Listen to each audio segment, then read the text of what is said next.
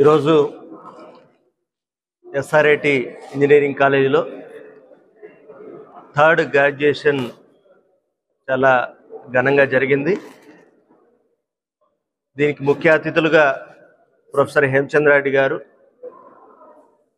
ముందు AP state council of higher education చైర్మన్గా పనిచేశారు. ఇదే జేఎన్టీయు అనంతపురంలో మెకానికల్ ఇంజనీరింగ్ ప్రొఫెసరు. ఇంకా చెప్పాలంటే నా గురువు గారు ఈరోజు ఈ కార్యక్రమానికి ముఖ్య అతిథిగా హాజరయ్యారు. అట్లాగే యూనివర్సిటీ నామినీగా JNTU college of engineering Pulivendula నుంచి వేణుగోపాల్ రెడ్డి గారు కూడా హాజరయ్యారు. సో ఈరోజు దాదాపు 620 మందికి ప్రొవిజనల్ సర్టిఫికేట్స్ ఇవ్వడం జరిగింది. ఈ సంవత్సరం అటానమస్ అయిన తర్వాత ఇదిగా 3వ బ్యాచ్ గ్రాడ్యుయేషన్ తీసుకుని బయటకు వెళ్తున్న వాళ్ళు. ఈ 620 మందిలో దాదాపు 430 మందికి ఇప్పటికే మంచి ఎంఎన్సి కంపెనీస్లో ఉద్యోగాలు కూడా రావడం జరిగింది.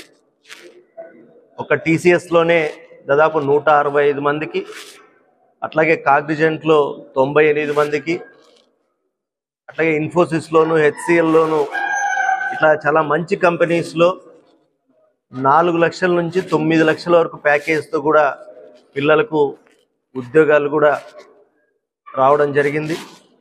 సో ఇందులో ఈ పిల్లలు ఈరోజు ఉద్యోగం తెచ్చుకొని మంచి స్థాయికి చేరడంలో కృషి చేసిన మా అధ్యాపక బృందాన్ని అందరినీ కూడా మనస్ఫూర్తిగా అభినందిస్తున్నాను.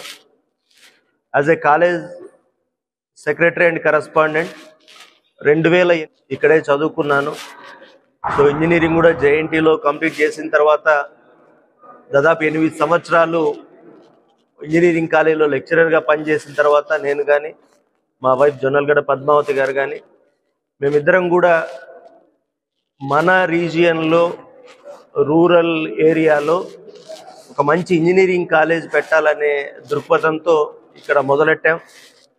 అప్పటి నుంచి ఈరోజు వరకు కూడా అంటే మాకు జేఎన్టీలో మేమిద్దరం స్టూడెంట్స్ కావడం వల్ల జేఎన్టీలో ప్రొఫెసర్ సపోర్ట్ కావచ్చు, అట్లాగే మరి ఇక్కడ పనిచేస్తున్న స్టాఫ్ కావచ్చు, పేరెంట్స్ కావచ్చు, స్టూడెంట్స్ కావచ్చు, వీళ్ళందరూ కూడా డే 1 నుంచి కోఆపరేట్ చేసి అందరూ కలిసి పనిచేయడం వల్లనే దాదాపు ఈరోజు ఈ 2008 నుంచి 2025 అంటే ఈ 17 ఏళ్ల కాలంలో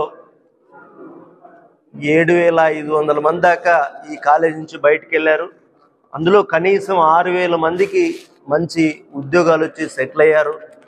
ఇంకొక 1000 మంది హైయర్ ఎడ్యుకేషన్స్కి వెళ్ళారు.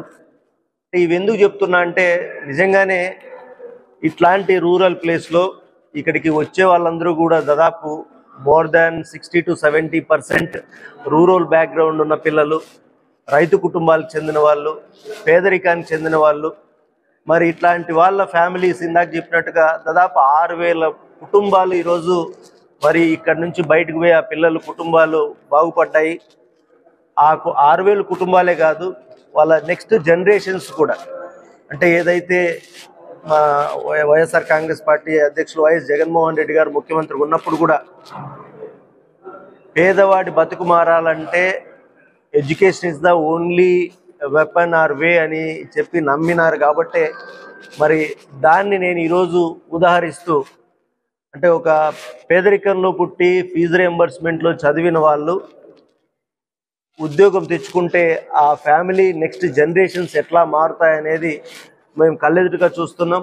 నిజంగానే మాకు ఆ దేవుడిచ్చిన అదృష్టంగా భావిస్తున్నాం. ఇంతమంది పిల్లలకి కుటుంబాలకి మేము సేవ చేస్తున్న అవకాశం ఇచ్చినందుకు మరి మనస్ఫూర్తిగా ఆ దేవునికి ధన్యవాదాలు తెలియజేసుకుంటున్నాను.